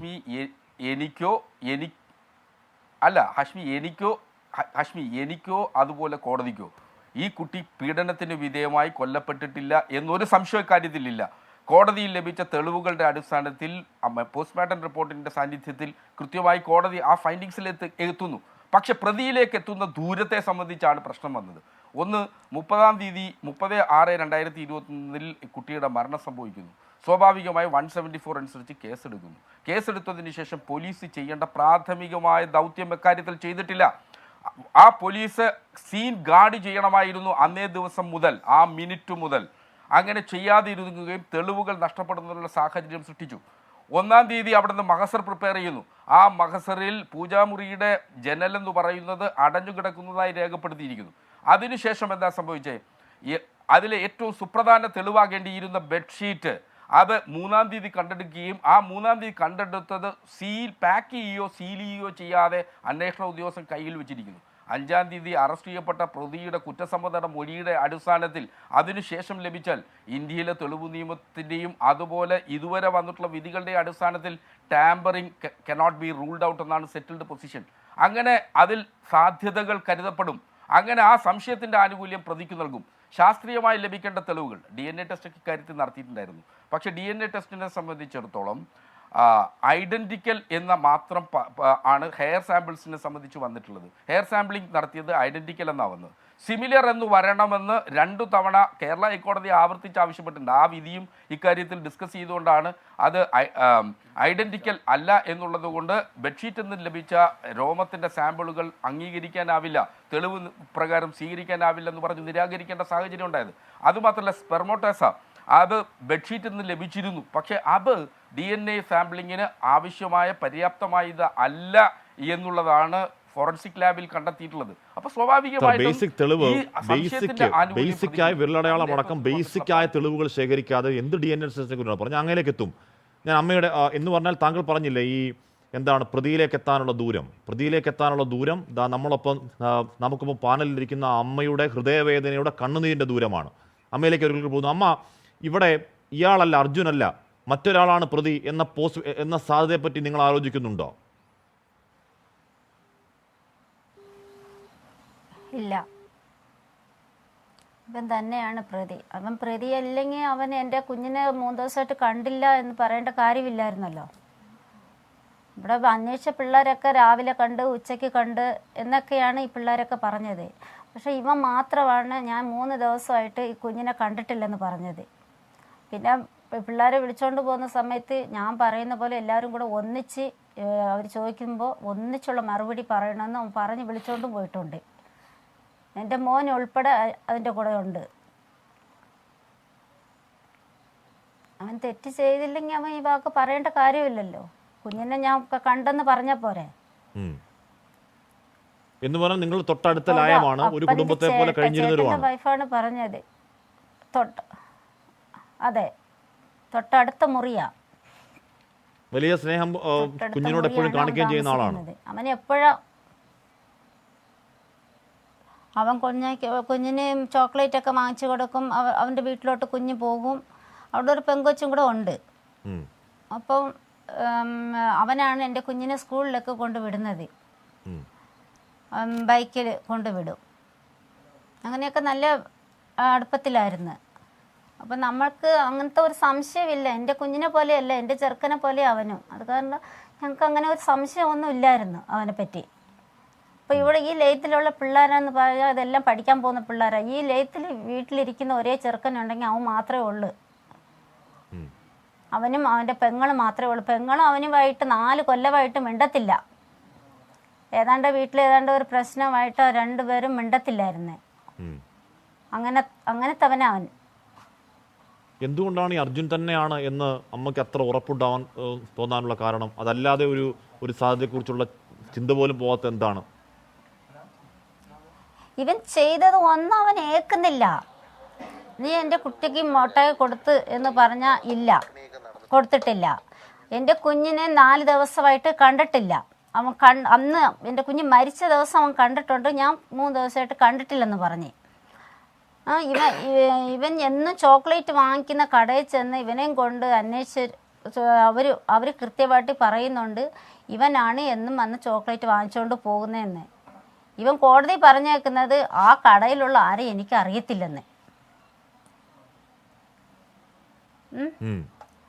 ഇതൊക്കെ കൊണ്ടാണ് നമ്മൾ ഇവനിങ്ങനെ തെറ്റ് ചെയ്തില്ലെങ്കിൽ ഇവനിങ്ങനെ പറയേണ്ട കാര്യമില്ലല്ലോ. അവൻ എൻ്റെ മോനെ പോലെ ഞാൻ നോക്കിയതല്ലേ. എൻ്റെ കുഞ്ഞ് മരിച്ച അടക്കം കഴിഞ്ഞ് വന്നപ്പോൾ എൻ്റെ വീട്ടിൽ എൻ്റെ മുമ്പിൽ ഇരുന്ന് അവൻ കരയുന്നത്. എൻ്റെ കുഞ്ഞിന് 3-ാമത്തെ ദിവസം കുഴിക്കകത്ത് പാൽ ഒഴിക്കാൻ പോലും എൻ്റെ ഭർത്താവ് അവനെ വിളിച്ച് പാൽ ഒഴിക്കാൻ വെക്കുക. എന്നിട്ട് പോലും ഞങ്ങൾ അവനെ വിശ്വസിച്ചില്ലല്ലോ. ഇവനെ ഈ കാര്യങ്ങളൊക്കെ പറഞ്ഞ പിന്നെയാണ്. അപ്പോൾ ഇവൻ ചെയ്തില്ലെങ്കിൽ ഇങ്ങനത്തെ വർത്തമാനം പറയേണ്ട കാര്യമില്ല. ഇവിടെ കുഞ്ഞു പിള്ളേർ പോലും കുഞ്ഞിനെ ഞാൻ ഈ സമയത്ത് കണ്ട്, ഉച്ചയ്ക്ക് കണ്ട്, രാവിലെ കണ്ട്, ഉച്ചയ്ക്ക് അവിടെ ട്യൂഷനിൽ പോയപ്പം കണ്ട് എന്നൊക്കെ എല്ലാവരും പറയുന്നുണ്ട്. ഇവൻ മാത്രമാണ് ഞാൻ 4 ദിവസമായിട്ട് കുഞ്ഞിനെ കണ്ടിട്ടേ ഇല്ലെന്ന് പറയുന്നത്. എന്നിട്ട് ഇത്രയും കാര്യം നടത്തിയിട്ട് അവൻ ഞങ്ങളുടെ മുമ്പിൽ അവൻ എൻ്റെ കുഞ്ഞ് മരിച്ച ദിവസം പടുത കെട്ടാനും ടേബിൾ എടുത്ത് ഇടാനും പല കാര്യങ്ങളും ഞങ്ങളുടെ കൂടെ തന്നെ നിന്ന് അവൻ ചെയ്യുന്നുണ്ട്. ആ സമയത്ത് ഈ മുറിയിലൊക്കെ പോകുന്നുണ്ട്. ആ സമയത്ത് അവിടുന്ന് അത്യാവശ്യം മാറ്റേണ്ട സാധനമൊക്കെ മാറ്റിയിട്ടുണ്ടാകണം അമ്മ. അവൻ്റെ വീട്ടിൽ. പക്ഷേ ഞങ്ങളുടെ ഈ പൂജാമുറി ഇവർ സീൽ ചെയ്തു, ഞങ്ങളുടെ വീട് സീൽ ചെയ്തു. ഇവിടെ ആരും അകത്തോട്ട് കയറാനോ പുറത്ത് വരാനോ ഒന്നും ചെയ്തില്ല. ഞങ്ങൾ ഇവിടെ വന്നിട്ടൊന്നുമില്ല. ഇവനെ അറസ്റ്റ് ചെയ്ത് ഇവനൊക്കെ തെളിവെടുപ്പിനൊക്കെ കൊണ്ടുവരുന്ന സമയത്തൊക്കെ ഈ വീട് പൂട്ടിയാണ് കിടന്നത്. ഞങ്ങൾ ആരെയും അകത്ത് വിട്ടിട്ടില്ലായിരുന്നു. 2 പ്രാവശ്യം അവനെ തെളിവെടുപ്പിന് കൊണ്ടുവന്നു. അവൻ തന്നെയാണ് അവൻ്റെ വീട്ടിലോട്ട് കൊണ്ടുപോയി അവൻ്റെ ഡ്രസ്സൊക്കെ ആദ്യം അവൻ ഇട്ടിരുന്ന ഡ്രസ്സ് അവൻ കഴുകി ഒരു ബക്കറ്റിനകത്ത് വെച്ചിട്ടുണ്ടായിരുന്നു. അതൊക്കെ എടുത്ത് അവൻ തന്നെയാണ് എടുത്ത് കാണിച്ചത്. അത് കഴിഞ്ഞിട്ട് കുഞ്ഞിനെ ആശുപത്രി കൊണ്ടുപോയി കഴിഞ്ഞ് അവൻ അതുപോലെ വേറൊരു ഡ്രസ്സ് ഇട്ടുകൊണ്ടാ ആശുപത്രിയിലോട്ട് അവൻ പോയേക്കുന്നത്. അപ്പം അവൻ ചെയ്തില്ലെങ്കിൽ ഇതൊക്കെ എവിടെ നിന്ന് വന്ന് ഈ എവിഡൻസ് ഒക്കെ? ഇത്രയും നക്ഷത്രം പോലെ കാര്യങ്ങൾ നിൽക്കുമ്പോൾ ആ പ്രതി പോലീസ് വീഴ്ചയിൽ പുറത്തേക്ക് പോകുന്നുവെങ്കിൽ എന്തെങ്കിലും ഇടപെടൽ ഉണ്ടായി എന്ന് സംശയിക്കുന്നുണ്ടോ? പക്ഷെ ഞങ്ങളിപ്പോൾ എന്നാ പറയാന്, ഞങ്ങൾക്ക് ഇവനെ വിട്ടത് വന്നിട്ട് ഞങ്ങൾക്ക് ഒത്തിരി വിഷമമുണ്ട്. ഇത്രയും എവിഡൻസ് കൊണ്ടായിട്ട് ഇവൻ എങ്ങനെ വെളി വന്ന്? അപ്പം ഇതിന് ആരൊക്കെ കൂട്ടുണ്ട്? അത് ഞങ്ങൾ പോലീസുകാരായാലും ശരി, ഞങ്ങൾ കോടതിയായാലും ശരി, ഒത്തിരി ഞങ്ങൾ വിശ്വസിച്ച് പോയി. ഇവന് ശിക്ഷ തന്നെ കിട്ടും എന്നുള്ള ഒരു ഉറപ്പിലായിരുന്നു ഞങ്ങൾ. കുറ്റപത്രം വായിച്ചിട്ടില്ല. അകത്ത് കയറി ഉടനെ അറ്റൻഡൻസ് ഇട്ട് അവനെ അവിടെ ഇരുത്തിയച്ച് ജഡ്ജി കേസ് ഡിസ്പോസ് എന്ന് പറഞ്ഞിട്ട് എഴുന്നേറ്റ് പോയി. ഈ കുറ്റപത്രം വായിച്ചില്ല. എന്നൊക്കെ വീഴ്ച വന്നിട്ടുണ്ടെന്ന് പറഞ്ഞ് ഞങ്ങൾക്ക് അറിയത്തില്ല. അവിടെ 1 മാസത്തിന് മുമ്പ് തന്നെ ആ പ്രതിയുടെ അച്ഛൻ ഇവിടെ എല്ലാവരോടും പറയാൻ തുടങ്ങി, എൻ്റെ മോൻ അടുത്ത ആഴ്ച വന്നേക്കും, അവൻ നിരപരാധിയാന്ന് പറഞ്ഞ് വെളി വരുമെന്ന്. അപ്പൊ ഇതിനു മുമ്പ് അവൻ അറിഞ്ഞു കാണും.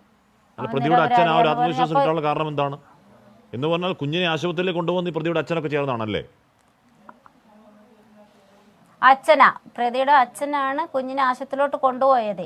പ്രതിക്ക് ബൈക്ക് ഓടിക്കാൻ അറിയാം, എന്നിട്ടും വേറെ ഒരാളിനെ വിളിച്ചുകൊണ്ടാണ് കുഞ്ഞിനെ കൊണ്ട് ആശുപത്രി പോയത്. ആ സമയം കൊണ്ടാണ് ഇവൻ ഇവിടെ വന്ന് അവൻ ഇട്ടേക്കുന്ന ഡ്രസ്സൊക്കെ മാറ്റി എടുത്തിട്ട് അവൻ പുറകിൽ പോയേക്കുന്നത്. ഞാൻ ആ സമയത്ത് വീട്ടിലില്ലായിരുന്നു, ഞാൻ ജോലിക്ക് പോയി. ഞാൻ വരുന്ന സമയത്ത് എൻ്റെ കൊച്ചിനെ അത് കഴിഞ്ഞ് ഞാൻ പിറ്റേ ദിവസം കുഞ്ഞിൻ്റെ പോസ്റ്റ്മോർട്ടമൊക്കെ കഴിഞ്ഞ് വീട്ടിൽ കൊണ്ടുവരുമ്പോഴാണ് ഞാൻ കുഞ്ഞിനെ കണ്ടത്. ഈ സംഭവങ്ങളൊന്നും എൻ്റെ കുഞ്ഞിനെ ഇവിടെ ആശുപത്രി കൊണ്ടുപോയി കഴിഞ്ഞാൽ ഞാൻ കാട്ടിരുന്ന്, ഞാൻ വേല സ്ഥലത്തിരുന്ന് ഞാൻ വീട്ടിൽ വന്നത്. എല്ലാ ദിവസവും ജോലിക്ക് പോകണം. ജോലിക്ക് പോയാൽ മാത്രമേ വൈകിട്ടത്തേക്ക് എന്തെങ്കിലും ഭക്ഷണം ഉണ്ടാക്കാനുള്ള പൈസ കിട്ടുള്ളൂ. അതെ, അതുകൊണ്ടാണ് ആ കുട്ടി ഒറ്റയ്ക്കായത്. അതുകൊണ്ടാണ് ഇവൻ ഇത്തരം അതിക്രമം കാണിക്കാൻ കഴിയുന്നതല്ലേ? അതെ അതെ. ഒറ്റയ്ക്ക് ഇവിടെ നിന്ന് അവൻ്റെ വീട്ടിൽ നിന്ന് ഞങ്ങളുടെ വീടിനകത്തും നോക്കിയാൽ നല്ലോണം അറിയാം കുഞ്ഞ് ഒറ്റയ്ക്കാണോ അല്ലെങ്കിൽ കൂട്ടത്തിൽ ആരെങ്കിലും ഉണ്ടോ എന്നൊക്കെ അവൻ നോക്കുന്നതുണ്ട്. നോക്കി വെച്ച് ഞങ്ങളൊക്കെ പണിക്ക് പോയി കഴിഞ്ഞാൽ അവൻ ഈ പരിപാടി ചെയ്യുന്നത്. CR നീലാണ് 50 രൂപയുടെ മുട്ടായി വാങ്ങിക്കൊണ്ട് പോകുന്നുണ്ട്. അപ്പോൾ ഈ കടക്കാരൻ പറയുന്നുണ്ട് കൂടെ ഇയാൾ ഈ കടയിൽ നിന്ന് മുട്ടായി വാങ്ങിക്കൊണ്ട് പോകുന്നുണ്ട്. ഈ പറയുന്ന പർട്ടിക്കുലർ ദിവസം കടയിൽ നിന്ന് മുട്ടായി വാങ്ങിക്കൊണ്ട് പോകുമ്പോഴും ഒരു തിരക്കും ധൃതിയും കാണിക്കുന്നുണ്ടെന്ന് കടക്കാരൻ പറയുന്നുണ്ട്. സാഹചര്യ തെളിവുണ്ട്, 48 സാക്ഷികൾ, ഒരാൾ പോലും ഇക്കാര്യത്തിൽ മധു കേസിൽ പണ്ട പോലെ കൂറുമാറിയില്ല. CR നീലകണ്ഠൻ പാവ അമ്മയാണ് എന്ന് പറഞ്ഞാൽ ഓരോ ദിവസം പോയി പണിയെടുത്ത് കിട്ടുന്ന ആ കൂലി കൊണ്ട് വീട്ടിൽ കഞ്ഞി വെക്കുന്ന അമ്മയാണ്. എങ്ങനെ നമുക്ക് നീതി വഴി കൊടുക്കാൻ കഴിയുമെന്നാണ് പ്രതീക്ഷിക്കേണ്ടത് CR? അന്ന് പോലും സാറേ എൻ്റെ കുഞ്ഞ് ട്യൂഷൻ കഴിഞ്ഞ് വന്നപ്പോൾ ഞാൻ ജോലി കഴിഞ്ഞ് വേലയ്ക്ക് ഉച്ച കഴിഞ്ഞ് പറഞ്ഞു അമ്മ പറഞ്ഞു അന്ന് അവൾ 12:30 ട്യൂഷൻ കഴിഞ്ഞ് വന്ന്. അപ്പോൾ ഞാൻ ഉണ്ണാൻ വേണ്ടിയിട്ട് വീട്ടിൽ വരും. വന്നിട്ട് പോകുമ്പോൾ അവളും കറക്റ്റായിട്ട് മോൻ ചെന്ന് വിളിച്ചോണ്ട് വന്ന് ഉടനെ ഞാൻ അവൻ്റെ വീട് വഴിയാണ് ഞങ്ങൾ താഴോട്ട് ജോലിക്ക് പോകുന്നത്. അന്നേരം അവൻ വാതൊക്കെ ഇരിക്കുക. എൻ്റെ കുഞ്ഞിന് അപ്പോൾ അവൻ്റെ വീട്ടിൻ്റെ അടുത്ത് വരെ വന്ന് എനിക്ക് ടാറ്റായും കാണിച്ച് ഒരു ഉമ്മയൊക്കെ തന്ന അവൾ എന്നെ പറഞ്ഞു വിടുന്ന. ഒരു 3:45 മണിയൊക്കെ ആയപ്പോഴാണ് ഇതുപോലെ കർഷക സുഖമില്ല, മോക്ക് സുഖമില്ലെന്ന് പറഞ്ഞ് എന്നെ ഫോൺ വിളിക്കുക. അവൻ്റെ വലിയപ്പനായിരുന്നു ഞങ്ങളുടെ കൂടെ നിൽക്കുന്നത്. അയാളാണ് പറഞ്ഞത് നീ പെട്ടെന്ന് വീട്ടിൽ പൊക്കോന്ന്. ആ സമയത്ത് ഞാൻ ഇവിടെ വരുമ്പോൾ എൻ്റെ കുഞ്ഞിനെ ആശുപത്രിയിലോട്ട് കൊണ്ടുപോയി. ഞാൻ ആശുപത്രിയിലോട്ട് ഓടിയപ്പോൾ എന്നെ ആരും വിട്ടില്ല. അവൾക്കൊന്നുമില്ല, അവൾക്ക് ചെറിയൊരു മയക്കം വന്ന് പറഞ്ഞ് തിരിച്ചവളെ പിറ്റേ ദിവസം പോസ്റ്റ്മോർട്ടമൊക്കെ കഴിഞ്ഞ് കൊണ്ടുവന്നപ്പോഴാണ് ഞാൻ എൻ്റെ കുഞ്ഞിനെ കണ്ടത്. അപ്പോൾ അങ്ങനെ വെച്ചോണ്ടിരുന്നിട്ടും ലാസ്റ്റ് എൻ്റെ കുഞ്ഞിനെ 3 ദിവസമായിട്ട് കണ്ടില്ല. അവനെ കരഞ്ഞോണ്ട് വന്ന് എൻ്റെ അപ്പൻ്റെ അടുത്ത് പറയുക 3 ദിവസം കഴിഞ്ഞ്, അയ്യോ എന്നെ അവർ അറസ്റ്റ് ചെയ്യുമെന്ന് എനിക്ക് പേടിയായിട്ടുണ്ട് അച്ഛന്ന്. അപ്പോൾ എൻ്റെ അച്ഛൻ എന്തെങ്കിലും ചോദിക്കണ്ടേ, നീ ചെയ്തിട്ടുണ്ടെങ്കിൽ അല്ലേ നീ പേടിക്കണ്ടേ, നീ എന്തിനാടാ പേടിക്കുന്നതെന്ന് പറഞ്ഞ് ഒരു വാക്ക് എൻ്റെ അച്ഛൻ ചോദിക്കണ്ടേ? ഒന്നുമേ അമ്മ ചോദിച്ചിട്ടില്ല. വന്ന് പറഞ്ഞ് കരയുക അച്ഛൻ്റെ അടുത്ത്, എന്നെ അവർ അറസ്റ്റ് ചെയ്യുമെന്ന് എനിക്ക് പേടിയായിട്ടിരിക്കുക എന്ന്. ഒന്നും ചെയ്തില്ല, എന്തിനാണ് പേടി? ചെയ്യത്തും പേടിക്കേണ്ട കാര്യമില്ലല്ലോ. അത്രയും പിള്ളേർ ധൈര്യമായിട്ട് നിൽക്കുമ്പോൾ ഇവൻ ചെയ്തില്ലെങ്കിൽ ഇവൻ പേടിക്കേണ്ട കാര്യമില്ലല്ലോ. നമ്മൾ കേരളം കേൾക്കുകയാണ്, നമ്മൾ കേൾക്കുകയാണ് ഏത് രീതിയിലാണ് ഒരു പാവം ഒരു പാവം ഈ പറയുന്ന പോലെ അതത് ദിവസം പോയി ജോലിക്ക് പോയി ലയങ്ങളുടെ ദുരവസ്ഥ നമുക്ക് നേരത്തെ അറിയാം. അങ്ങനെ ദുരവസ്ഥയിൽ കഴിയുന്ന ഒരു കുഞ്ഞിനോട് ഒരുത്തൻ ചെയ്തതിന് അതിൻ്റെ അമ്മയ്ക്കുണ്ടായ നഷ്ടം, അതിൽ പോലീസ് വീഴ്ചയിൽ എങ്ങനെ സുന്ദരമായി ഊരിപ്പോയി എന്ന് കേരളം കാണുന്നുണ്ട്. തിരികെത്തും ഇടവേളയ്ക്ക് ശേഷം. CR നീലകണ്ഠൻ, ഇപ്പോൾ വാളയാർ കേസ് CBI അന്വേഷിക്കുകയാണല്ലോ. ഇപ്പോൾ ഞാൻ കരുതുന്നില്ല അതിലെന്തെങ്കിലും സംഭവിക്കുന്നു. കാര്യം എന്താണ്? അതിൻ്റെ അടിത്തറയാകേണ്ട തെളിവുകൾ എന്നേക്കുമായി നിഷ്കാസനം ചെയ്യപ്പെട്ടു. അതുകൊണ്ടാണ് ആ കേസ് പിന്നീട് പ്രതികളെ വെറുതെ വിടലിലേക്കും തിരിച്ചു വിളിച്ചിട്ടും കാര്യമായിട്ട് ഒന്നും ഉണ്ടാവാത്തതിലേക്ക് കേസ് ബ്ലീഡ് ചെയ്യാനുള്ള കാരണം ആ കേസിൻ്റെ അടിത്തറയാകേണ്ട തെളിവുകൾ നഷ്ടപ്പെട്ടു. അതുതന്നെ ഇതിലും സംഭവിക്കുന്നു. വാളയാറിൽ കേട്ടു CR ഒരു രാഷ്ട്രീയ ബന്ധത്തിൻ്റെ ആരോപണം. ഇപ്പോൾ ഡീൻ കുര്യാക്കോസ് ഇന്നിപ്പോൾ DYFI ചേർത്ത് പറയുന്നുണ്ട്. അത് ആ ഡീൻ്റെ രാഷ്ട്രീയം എന്ന് തന്നെ കരുതൂ. KK ശിവരാമൻ CPIയുടെ ജില്ലാ സെക്രട്ടറി ആയ ആൾ പറയുകയാണ്, ബാഹ്യ സമ്മർദ്ദം ഉണ്ടായിട്ടുണ്ടെങ്കിൽ അന്വേഷിക്കണം, അങ്ങേയറ്റം നൈരാശ്യമാണ് എന്ന് പറയുകയാണ്. ഇനി അതും ഏതെങ്കിലും തരത്തിലുള്ള രാഷ്ട്രീയമാണെന്ന് വിശ്വസിച്ചാൽ തന്നെയും ഇത്രയും സുപ്രധാനമായൊരു കേസിൽ ഒരു പോലീസ് അലംഭാവത്തിൻ്റെ അങ്ങേയറ്റം, അലംഭാവത്തിൻ്റെ പരകോടിയിൽ പോലീസ് മാത്രം വിചാരിച്ച് പെരുമാറും എന്ന് കരുതണോ, എന്ന് നിഷ്കളങ്കമായി കരുതണോ CR? ഒരിക്കലുമില്ല. എനിക്ക് സന്തോഷമുള്ളൊരു കാര്യം, ആകെ വാളയാർ കേസിൽ നിന്നൊരു ഇമ്പ്രൂവ്മെൻ്റ് ഉണ്ട്. അവിടെ ആത്മഹത്യയാണെന്ന് പോലീസിന് സംശയം ഉണ്ടായില്ല. ഇവിടെ ആത്മഹത്യയല്ല എന്ന് കോടതിയും പോലീസും അംഗീകരിച്ചതിൽ വളരെ സന്തോഷം. അത്രേ പറയാൻ പറ്റൂ. കൊലപാതകം 6 വയസ്സായ കുട്ടി ആത്മഹത്യ ചെയ്തു എന്ന് പറഞ്ഞാൽ നമുക്കൊന്നും ചെയ്യാൻ പറ്റില്ല. ഹസ്ബി ചോദിച്ച ചോദ്യം, ഇതിൽ ഏറ്റവും പ്രധാനപ്പെട്ട പ്രശ്നം എന്താ? ഒരു കേസിൻ്റെ, പ്രത്യേകിച്ച് ക്രിമിനൽ കേസിൻ്റെ, ജോർജ് ജോസഫ് സാർ ഇറങ്ങിയിരിക്കുന്നുണ്ട്, ഏറ്റവും പ്രധാനം ഏറ്റവും ആദ്യം എത്ര കൃത്യമായി അന്വേഷണം നടക്കുന്നു എന്നുള്ളതാണ്. വാളയാറിൽ ഇത് തന്നെ സംഭവിച്ചത്. 42ാമത്തെ കുട്ടി മരിച്ചതിന് ശേഷമാണ് അന്വേഷണം തുടങ്ങുന്നത്. ആദ്യത്തെ കുട്ടി മരിച്ചിട്ട് ഒരു അന്വേഷണവും ഇല്ല. 2 പ്രതികളെ വിളിക്കുന്നു, ആരോ വിളിച്ചു പറയുന്നു, അവരെ വിടുന്നു, പിന്നെ ഒന്നുമില്ല. 2ാമത്തെ കുട്ടി മരിച്ചിട്ടാണ് പോലീസോ ആളുകളൊക്കെ വരുന്നത്. അതാ ഒരു കാര്യം. ഇവിടെ ഇപ്പോൾ അപ്പീൽ പോകുന്നു പറഞ്ഞു. എനിക്ക് ഭയങ്കര വിഷമമുണ്ട് സത്യത്തിൽ. ഇത് അപ്പീൽ പോയിട്ട് എന്ത് ചെയ്യാനാണ്? അഷ്മി ചോദിച്ച പോലെ ഇത് അപ്പീൽ പോയത് അവിടുന്നും തള്ളുന്നു മാത്രമല്ല എവിടുന്നും തള്ളും. കാരണം നേരത്തെ പറഞ്ഞതുപോലെ അടിസ്ഥാനപരമായി വേണ്ട തെളിവുകൾ, ഫോറൻസിക് അടക്കം ശാസ്ത്രീയമായ തെളിവുകൾ എല്ലാം തന്നെ നശിപ്പിക്കപ്പെട്ടിരിക്കുന്നു. നേരത്തെ DNA കാര്യം പറഞ്ഞു. മറ്റു പരിശോധനകൾ കഴിഞ്ഞപ്പോൾ DNA കൊടുക്കാൻ വേണ്ട മുടി ഉണ്ടായില്ല. എന്തൊരു അപഹാസ്യമായ നിലപാടാണ്. ഐഡന്റിക്കൽ സിമിലർ ഒന്നുമല്ല. സിമിലർ എന്ന് പറഞ്ഞിട്ടൊരു കാര്യമില്ല. ഐഡന്റിക്കൽ എന്ന് പറയണമെന്ന് കോടതി കൃത്യമായിട്ട് പറഞ്ഞിട്ടുണ്ട്. അതിന് തന്നെയാണ് DNA ടെസ്റ്റ് ചെയ്യണമെന്ന് പറഞ്ഞ്. ടെസ്റ്റ് ചെയ്തില്ല. ഇതൊന്നും പോലീസ് ചെയ്യാതിരുന്നത് ഒരു സമ്മർദ്ദവുമില്ലാതെ വെറും തമാശയ്ക്ക് അവർ ഇത്ര ഗൗരവമില്ലാത്തതുകൊണ്ടാണോ? മാത്രമല്ല, വാളയാർ പോലെയല്ല, ഈ കേസിൽ എന്തൊരു മാധ്യമ ശ്രദ്ധയായിരുന്നു ആ ഘട്ടത്തിൽ, എത്ര ശക്തമായി. കാരണം വാളയാറിൻ്റെ കൂടി ബാക്ക്ഗ്രൗണ്ടിലുണ്ട്, നമ്മളൊക്കെ അവിടെ പോയതാണ്. എത്ര കൃത്യമായിരുന്നു, എത്ര വലിയ ശ്രദ്ധയായിരുന്നു നിങ്ങൾ മാധ്യമങ്ങളും സമൂഹവും എല്ലാം. ഇപ്പോൾ ശിവരാമൻ പറഞ്ഞു എന്ന് പറഞ്ഞു.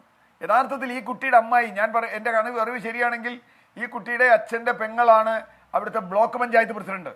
CPIക്കാരിയാണ്, അഴുത ബ്ലോക്ക് പഞ്ചായത്ത് പ്രസിഡന്റ്. അപ്പം എന്നിട്ട് അവർക്ക് പോലും ഈ അന്വേഷണത്തിൽ വിശ്വാസമില്ല. അന്വേഷണം അട്ടിമറിക്കപ്പെട്ടിട്ടുണ്ടോ എന്ന് ചോദിച്ചാൽ ഇല്ല എന്ന് പറയാൻ അവർക്ക് കിട്ടുന്നില്ല. ബാഹ്യശക്തികളുടെ ഇടപെടലുണ്ട് എന്ന കാര്യത്തിൽ ഒരു സംശയമില്ല. കാരണം പോലീസുകാർക്ക് ഇപ്പം നേരത്തെ ചോദിച്ചല്ലോ, എൻ്റെ DYSP അവിടെ പോയി? പോക്സോ കേസ്, SC/ST കേസൊക്കെ അന്വേഷിക്കേണ്ട DYSP അവിടെ പോയി? ഇതിൽ SC/ST ആഡ് ചെയ്യാത്തതിന് അവർ പറഞ്ഞ കാരണം പ്രതി SC/ST ആയതുകൊണ്ടാണ്. പക്ഷേ കേസിൻ്റെ മെറിറ്റിൽ നോക്കുമ്പോൾ ആക്രമിക്കപ്പെട്ട വിക്ടിം SC/ST ആണെങ്കിൽ SC/ST ആക്ട് ഇട്ടിട്ട് കേസ് തുടങ്ങാം. SC/ST ആണ് പ്രതി, നമുക്ക് തന്നെ പറയാൻ പറ്റും.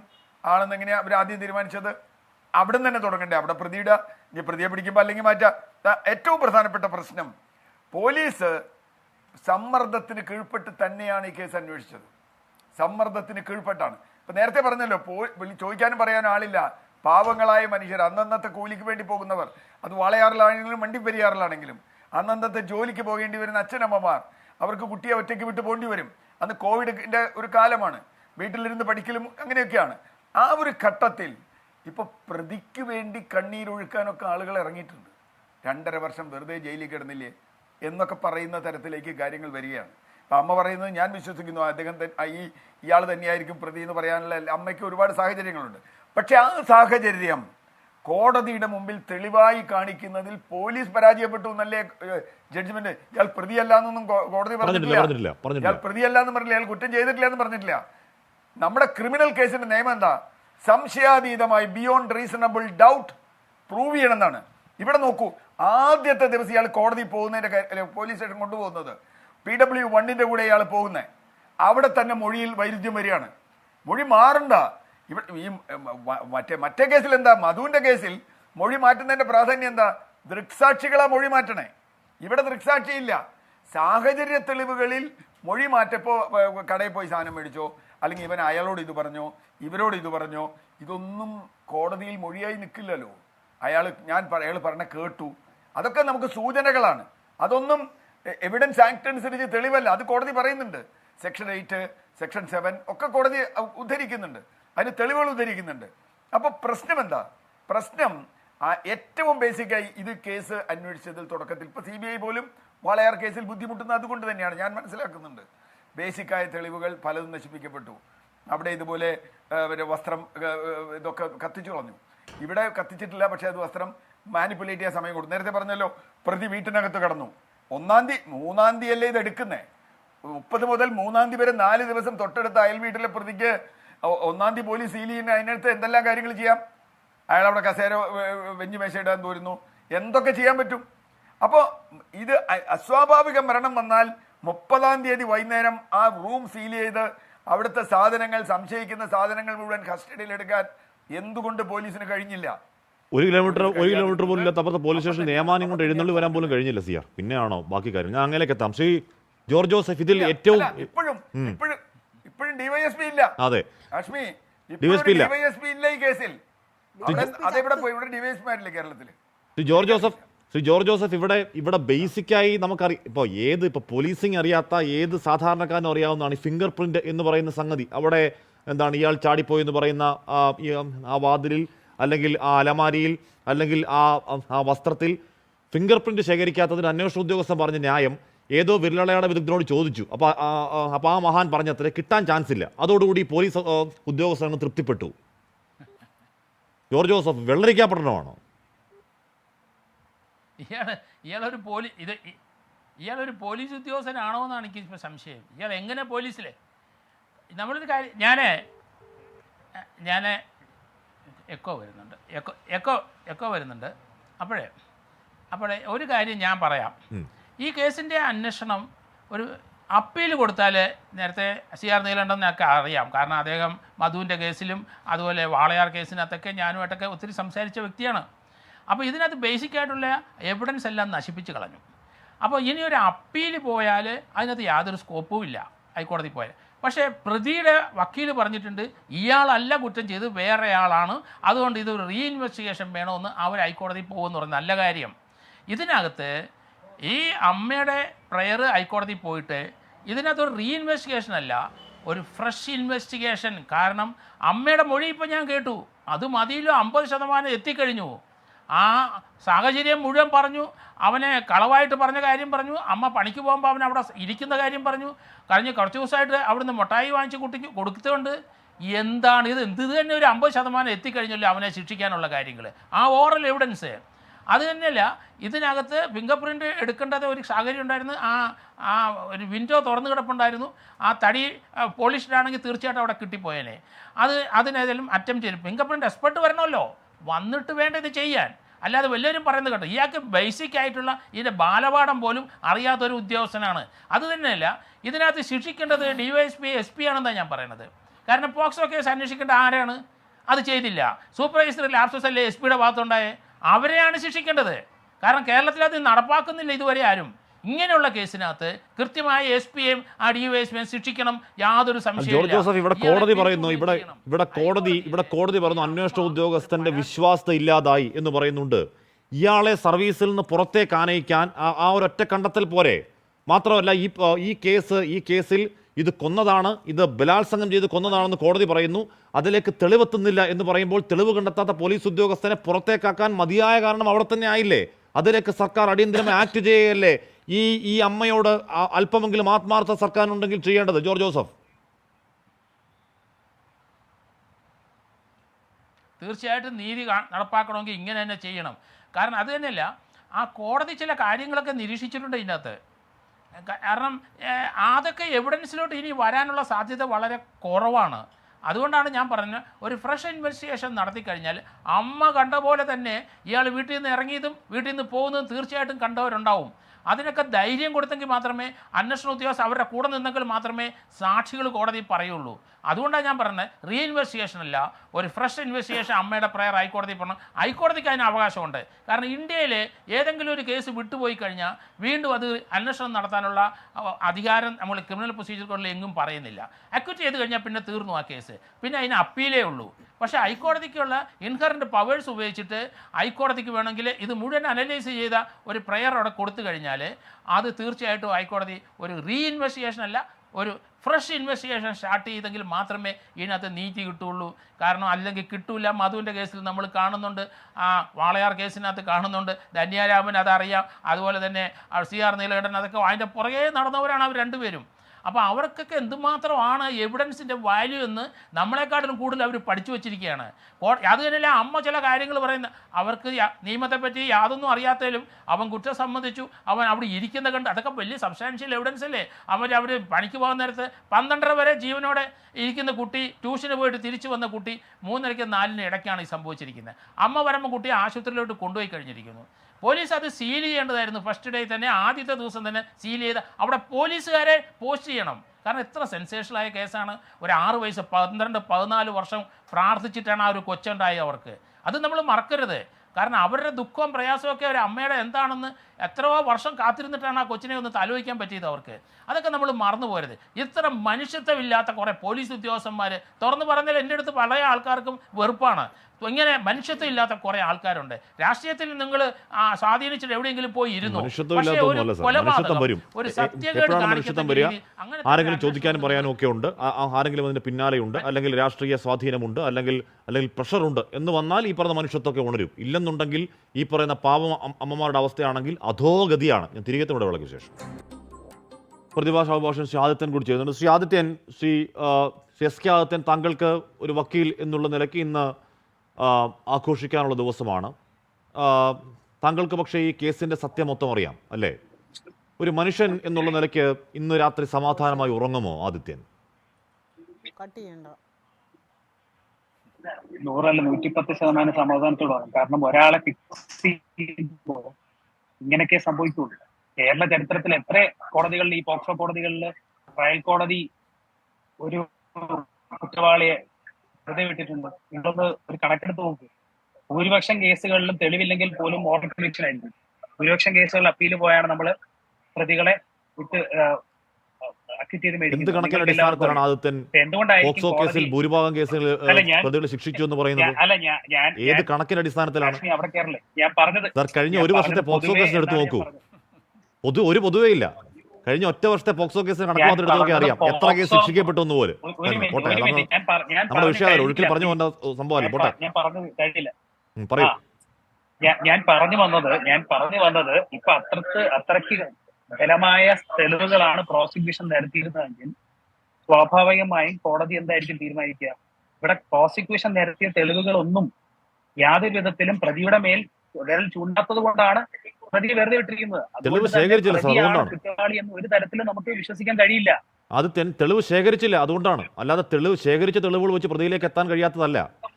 6 വയസ്സുകാരുടെ കൊലപാതകത്തിൽ രക്തസാമ്പിൾ ശേഖരിച്ചില്ല. 2ാം ദിവസം അന്വേഷണ ഉദ്യോഗസ്ഥൻ എത്തിയത് ഒരു ഫിംഗർ പ്രിന്റ് ശേഖരിച്ചില്ല.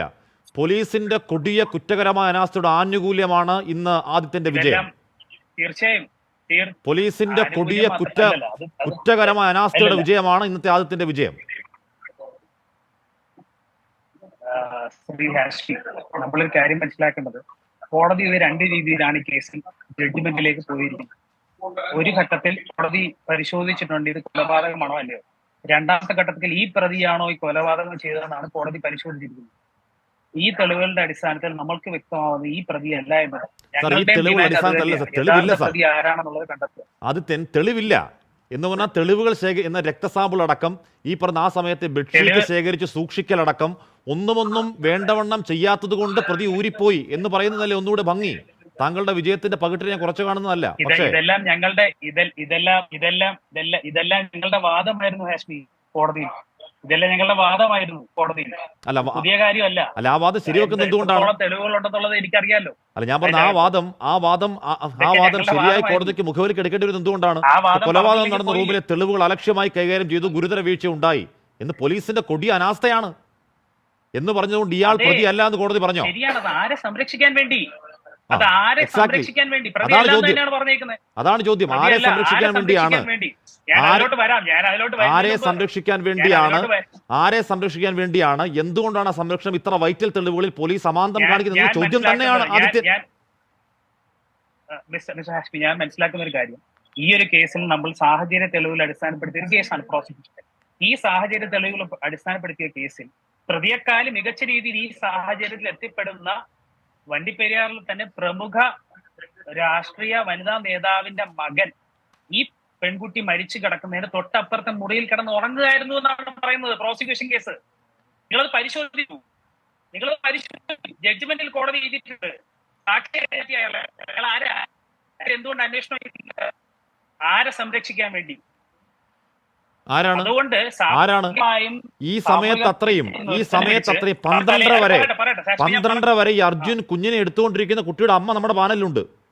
12 വരെ കുഞ്ഞിനെ എടുത്തുകൊണ്ട് നേരിട്ട് കണ്ട അമ്മ നമ്മുടെ പാനലിൽ സംസാരിക്കുന്നുണ്ട്. ആദിത്യൻ, 12:30 ശേഷം കുട്ടി വേറെ പലരുടെയും കൂടെ ഉണ്ടായിരുന്നു. അതൊക്കെ തെളിവിലുള്ള കാര്യങ്ങളാണ്. 12:30 ഈ സംഭവം നടന്നിരിക്കുന്നത്. 12:30 ശേഷം ഒത്തിരി കാര്യങ്ങൾ നടന്നു. 2:30 ശേഷം എന്നാണ് പ്രോസിക്യൂഷൻ കേസ് പോലും. 12 വരെ ഈ മഹാൻ കൂടെ ഇരുന്ന് കണ്ട അമ്മയാണ്. അന്ന് ഇത് നമ്മൾ മനസ്സിലാക്കേണ്ട ഒരു ലയമാണ്. ഒത്തിരി പേര് ആ സമയത്ത് അവിടെ ഉണ്ട്. ഒരാളല്ല അവിടെ ഉള്ളത്. ഒരുപാടധികം പേര് അവിടെ ഉണ്ട്. പ്രതിയിലേക്ക് വിരൽ ചേണ്ടുന്ന ഒരു തരത്തിലുള്ള കാര്യങ്ങൾ പ്രോസിക്യൂഷൻ എസ്റ്റാബ്ലിഷ് ചെയ്യാൻ പറ്റിയില്ലല്ലോ. അതാണ് നമ്മൾ പറയുന്നത്. എന്ന് പറഞ്ഞാൽ ഈ കുഞ്ഞിന്റെ സ്രവം ഇത്തരം കേസുകളിൽ ഏറ്റവും പ്രധാനപ്പെട്ട ശേഖരിക്കേണ്ട സ്രവം ശേഖരിച്ചില്ല, ബെഡ്ഷീറ്റ് സീൽ ചെയ്ത് സൂക്ഷിച്ചില്ല, ഫിംഗർ പ്രിന്റ് ശേഖരിച്ചില്ല. എന്റെ ചോദ്യം ആദ്യത്തിന് അതേ ചോദ്യമാണ്. ആർക്കു വേണ്ടിയാണ് പോലീസ് ഈ ഒത്തുകളിച്ച് ഈ പറയുന്ന തെളിവുകളൊക്കെ എന്താണ് ശേഖരിക്കാതെ കൊടി അനാസ്ഥ കാട്ടി എന്നേക്കുമായി കേസിനെ കൊന്നുകളഞ്ഞത്? ആദിത്യൻ, കേസിനെ കൊന്നിട്ടില്ല. കാരണം ഞങ്ങൾ ജീവിപ്പിച്ചെടുക്കാൻ പോവുക. ഞങ്ങൾ റീഇൻവെസ്റ്റിഗേറ്റ് ചെയ്യുക.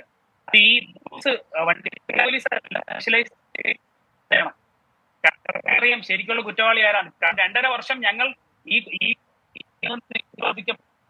അതിന്റെ അകത്ത് കിടന്ന് അറിയിച്ചതാ.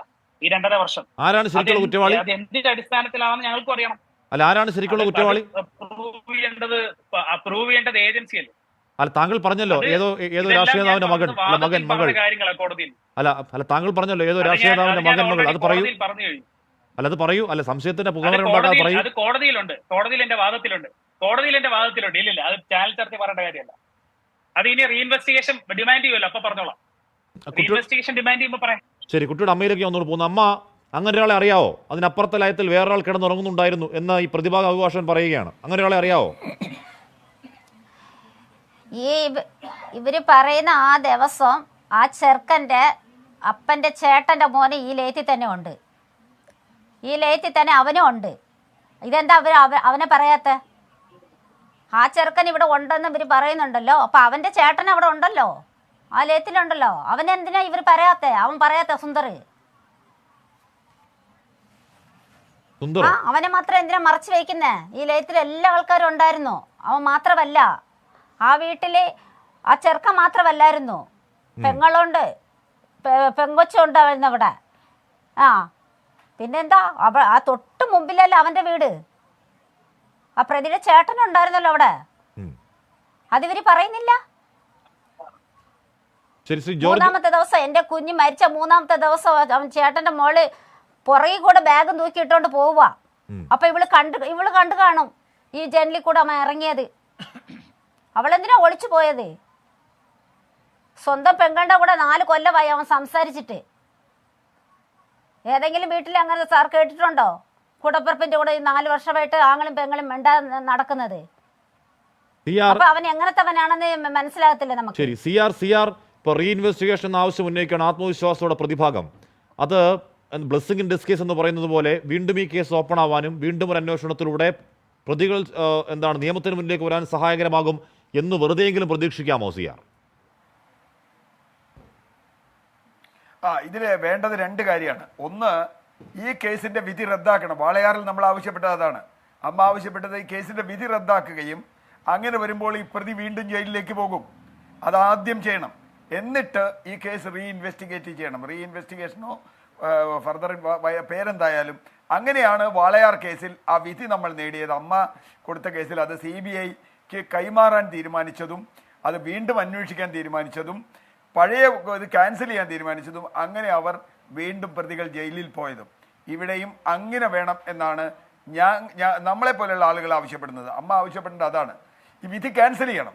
ക്യാൻസൽ ചെയ്താൽ പ്രതി വീണ്ടും ആ പഴയ FIRഉം പ്രതിയും നിലനിൽക്കും. അതിന്റെ വേറെ അന്വേഷണം നമ്മൾ നമുക്ക് കാത്തിരുന്ന് കാണാം സി ആർ. അതൊക്കെ ഉണ്ടാകുമോ? വാളയാർക്ക് നമ്മൾ പലത് കണ്ടതാണ്. നമ്മൾ എഴിഞ്ഞെഴിഞ്ഞ് നീങ്ങുന്ന പല അന്വേഷണങ്ങൾ നമ്മൾ കണ്ടതാണ്. നമുക്ക് കാത്തിരുന്ന് കാണാം. ദൗർഭാഗ്യവശാൽ എന്തായാലും ഇവിടെ ഉണ്ടാവുന്നത് ഈ പറയുന്ന കൊടിയ അനാസ്ഥ കാണിച്ച പോലീസ് ഉദ്യോഗസ്ഥരെ സർവീസിൽ നിന്ന് പുറത്തേക്ക് അയക്കാൻ സർക്കാർ തയ്യാറാവണമെന്നുള്ളതാണ്. ആദിത്യൻ ഇന്ന് രാത്രി സുഖമായി ഉറങ്ങും, സമാധാനമായി ഉറങ്ങുമെന്ന് പറഞ്ഞത് ആത്മാർത്ഥമായാണോ നെഞ്ചിൽ കേവിച്ച് ഒരിക്കൽ കൂടി ഒന്ന് ആലോചിക്കൂ. എൻകൗണ്ടറിൽ പങ്കെടുത്ത എല്ലാവർക്കും നന്ദി. ഇനി ന്യൂസ് സൂപ്പർഫാസ്റ്റ് ആണ്. ഉന്മേഷ് വിരാമൻ ചേരും. നമസ്കാരം.